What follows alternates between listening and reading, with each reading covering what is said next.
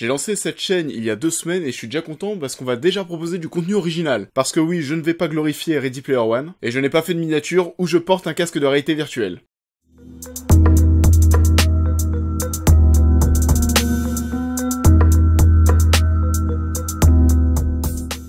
Bonjour à tous, bienvenue dans cette double critique où l'on va parler de Ready Player One et du film Marie-Madeleine. Et j'imagine que vous êtes là prioritairement pour avoir mon avis sur Ready Player One, et comme je suis tout beau tout gentil, on va commencer par ce film. Mais je vous invite à rester jusqu'à la fin de la vidéo parce qu'on va parler quand même de pas mal de choses, et je me pose pas mal de questions suite à mon visionnage de Marie-Madeleine, et c'est des questions que j'aimerais vous faire partager et qu'on puisse en parler dans les commentaires. Et à vrai dire, ma chaîne YouTube sert un peu à ça. Et je sens que cette vidéo va être beaucoup trop longue, donc on va commencer sans plus attendre avec Ready Player One, le nouveau film de Steven Spielberg. Et je me refuse bien évidemment de vous présenter cet homme, ce serait une insulte. Et on va se mettre en ambiance années 80.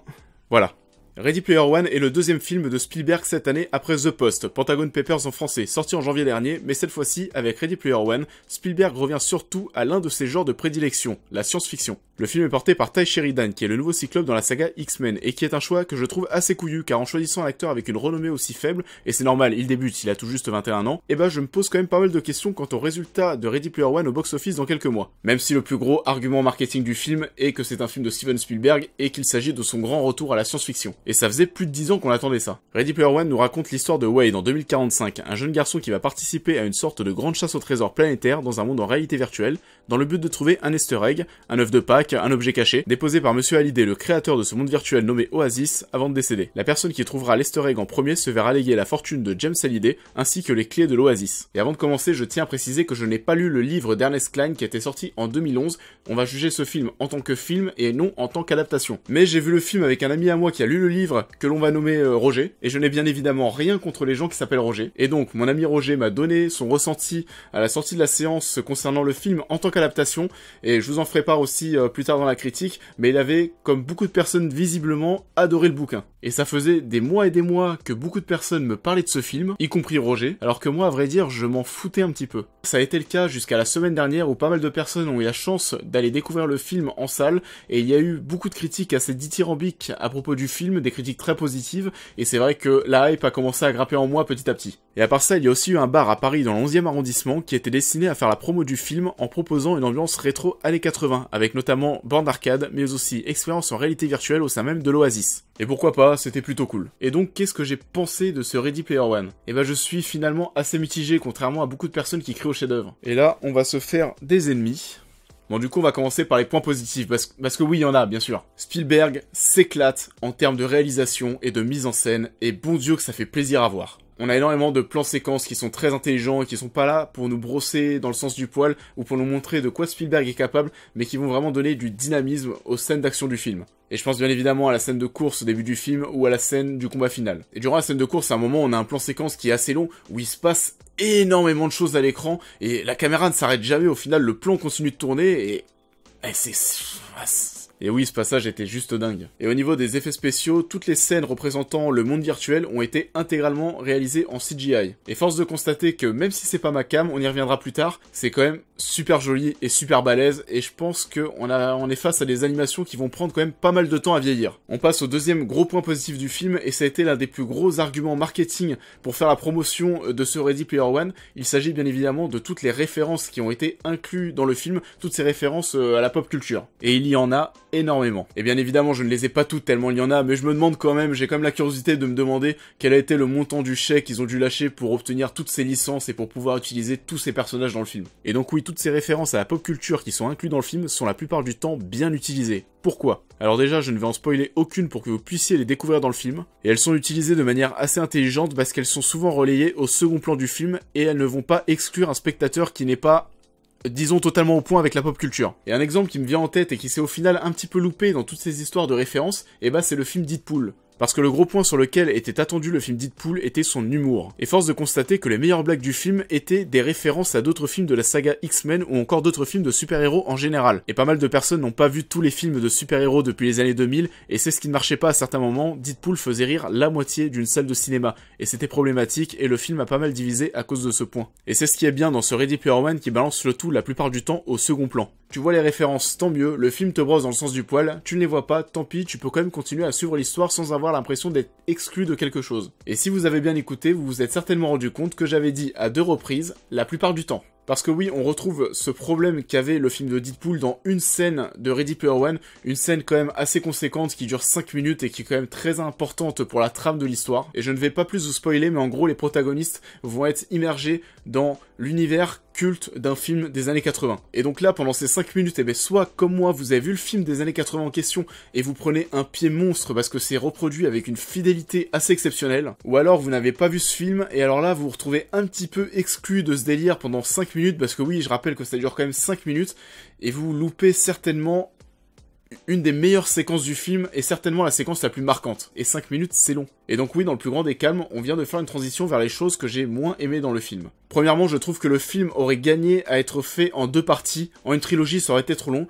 Mais en 2 parties, je pense que ça aurait été très bien. Parce que même si le film dure quand même 2h20, on n'en voit clairement pas assez, que ce soit dans le monde virtuel ou dans le monde réel. Au début du film, on a un plan très très long qui se balade au travers de l'Oasis et qui nous montre l'étendue de tous les univers qui sont disponibles.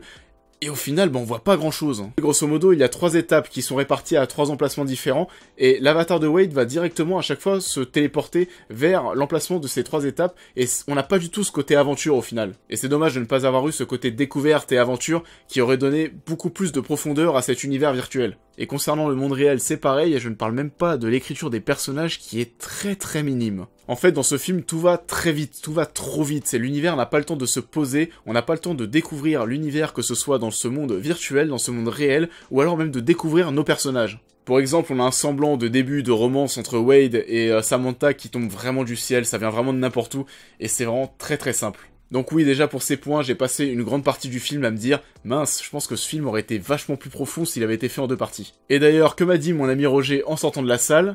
Eh bah que l'intrigue du livre se déroulait sur plusieurs mois. Et donc oui, le fait que l'intrigue du livre se déroule sur plusieurs mois, ce qui n'est pas du tout le cas du film, ça a confirmé ce que j'ai pensé durant le visionnage de Ready Player One, que le tout avait été quand même vachement regroupé pour que ça puisse durer qu'un seul film, et c'est dommage parce que ça en fait une œuvre assez creuse à mes yeux, et qui manque beaucoup de profondeur encore une fois. Et au passage, mon ami Roger a plutôt apprécié le film, mais m'a quand même plus conseillé de lire le livre. À mes yeux, le film aurait gagné et aurait été vachement plus intéressant s'il avait fait en sorte que l'on puisse se poser pas mal de questions sur la réalité virtuelle, à nous montrer les bienfaits de la réalité virtuelle, les côtés positifs, comme le fait de pouvoir s'évader de notre univers réel, qui est pas toujours fun à vrai dire. Et il y a la police qui passe, je sais pas si vous les entendez, mais aussi nous montrer les défauts de la réalité virtuelle qui peuvent impliquer une baisse de la sociabilité de l'humanité. Et là, il y avait un super sujet à traiter. Et à la fin du film, ils répondent à cette problématique, mais de manière totalement survolée. Je vais pas vous spoiler, mais je vais vous dire, pour que vous compreniez, pour ceux qui ont eu le film, mardi et mercredi. Mardi et jeudi. Et personnellement, je trouve ça assez décevant venant de Spielberg, parce qu'il a déjà eu l'habitude, dans des films comme E.T. ou Rencontre du troisième type, par exemple, de nous proposer une œuvre centrée sur un thème fort. Par exemple, La rencontre de l'inconnu dans ces 2 œuvres, qui nous permettait de sortir de notre zone de confort et nous faisait poser pas mal de questions devant le visionnage de ces films. Et ce n'est pas le cas de ce Ready Player One, qui est une histoire de semi-aventure assez creuse au final. Un dernier point négatif dans le film, mais alors là pour le coup il s'agit de quelque chose de totalement subjectif, mais je pense pas être le seul dans ce cas-là. Et ce dernier point qui ne me fait pas totalement kiffer, c'est le fait de voir du full CGI, me faisant penser à des cinématiques de jeux vidéo de 20 minutes, et ça ne me fait absolument pas rêver. Et donc oui, c'est très subjectif, mais j'ai très peu d'intérêt à regarder ça, et je me suis même ennuyé à certains moments dans ce monde virtuel. Ça me renvoie à ce que je vous disais sur Blade Runner 2049 dans mon top 10 des films de 2017, que l'ennui au cinéma était quelque chose de très subjectif, et que nous avons un attrait pour plein de choses différentes au cinéma. Et donc oui, toutes ces séquences entièrement tournées en numérique, eh bien ça ne m'intéresse pas plus que ça au final. Je préfère largement regarder des films comme Le Seigneur des Anneaux ou Interstellar par exemple pour ne citer que, tournés en décor réel pour reproduire un monde imaginaire. Premièrement, c'est un savoir-faire qui est assez impressionnant à mes yeux, et notre planète Terre a tellement de choses à nous proposer, et je trouve ça top de savoir l'utiliser, non? Et deuxièmement, parce que toutes ces séquences qui sont réalisées entièrement en effet numérique peuvent vieillir très vite. Trop vite même. Et je prends pour exemple la prélogie Star Wars des années 2000 qui est aujourd'hui abominable à regarder à certains moments, alors que certains films des années 80 ont toujours une bonne tronche. Et pour ce dernier point, je pourrais en parler pendant des heures, mais ce n'est pas le but de cette vidéo, donc je termine tout simplement en vous balançant que le CGI c'est pas ma cam, voilà. Et c'en est fini pour cette review sur Ready Player One. Je ne vous déconseille absolument pas le film, je vous invite même à aller le voir parce qu'il s'agit d'un bon divertissement. Et globalement, ça reste un bon film. Mais de là à parler de chef-d'œuvre et du meilleur film depuis Mad Max Fury Road, non. On va maintenant passer au film Marie-Madeleine qui est sorti aussi cette semaine et je vous invite à rester jusqu'à la fin de cette vidéo parce que comme je vous le disais au début, je me suis posé pas mal de questions durant ce film et j'aimerais qu'on puisse en parler et vous les faire partager. Marie-Madeleine est le nouveau film de Gareth Davis, réalisateur australien qui avait réalisé le film Lion qui était sorti l'année dernière. Et merde, j'ai aussi chialé devant ce film. Le film est porté par un duo d'acteurs. Premièrement, Rooney Mara, en Marie-Madeleine, que vous avez vu dernièrement manger une tarte pendant plus de 5 minutes dans A Ghost Story. Et je ne vous mens pas, cette scène dure vraiment plus de 5 minutes. Et pour jouer Jésus de Nazareth, Joaquin Phoenix, éternel connard dans Gladiator, et que vous avez vu certainement dans plein d'autres films, dont Heure que je vous conseille. Et pas mal d'acteurs français aussi dans ce film, dont Tahar Rahim, Ariane Labed et Denis Ménochet. Le film est donc un biopic historique sur l'histoire de Marie-Madeleine qui a suivi Jésus dans ses derniers jours et qui a une histoire assez floue. Assez floue car elle a longtemps été reconnue comme une prostituée, mais finalement en 2016, le pape François ainsi que le Vatican l'a nommée apôtre des apôtres. Et pour ceux qui ont vu le film, qui est un film sur Marie-Madeleine, je trouve qu'on voit beaucoup Jésus.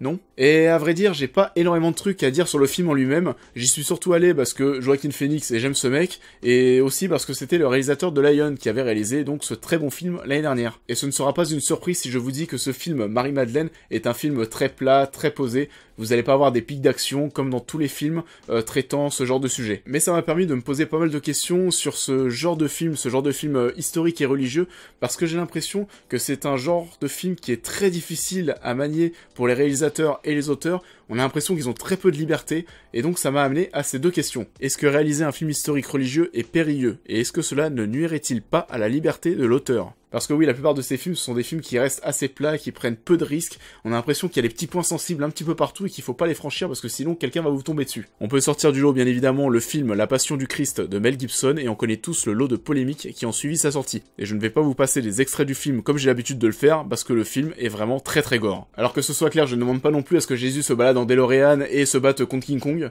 mais...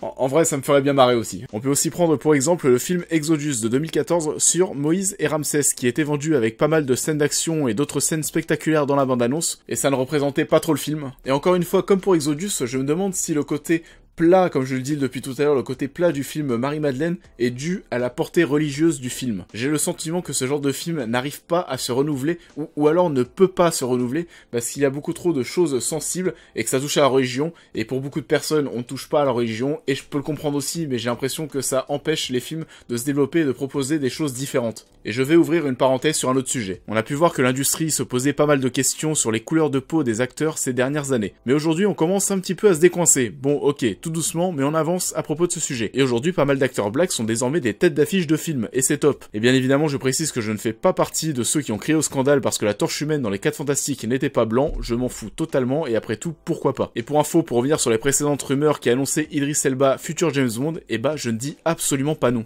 Mais bien évidemment, j'ai conscience qu'aujourd'hui, et c'est bien dommage, que notre société n'est peut-être pas encore prête à ce que l'on puisse annoncer un James Bond Black, parce que je pense que ça va quand même pas mal gueuler et ça va créer beaucoup de polémiques assez inutiles. Et c'est bien dommage parce qu'en plus d'être un bon acteur, ce mec a totalement la classe qu'il faut pour incarner l'agent 007. Donc oui, couleur de peau et religion au cinéma, même combat, même si j'ai l'impression qu'au niveau de la portée religieuse d'un film, on a encore un train de retard et on a du mal à se décoincer et aller vers quelque chose de nouveau qui va renouveler un peu le genre. Et personnellement, voir des films historiques religieux qui peuvent sortir un peu du lot, que ce soit au niveau du scénario ou même de l'humour du film, eh ben j'aimerais bien voir ce que ça pourrait donner. Et je pense même que ça pourrait inciter certaines personnes à aller s'intéresser à la religion. Et donc oui, en regardant Marie-Madeleine, je me suis posé toutes ces questions et je souhaitais vous les faire partager et savoir ce que vous en pensiez, si vous pensiez la même chose que moi, parce que je pense qu'il y a un sujet et qu'il est important d'en parler. Et donc voilà, c'est fini pour cette double critique et ce sera déjà la 6e vidéo sur la chaîne.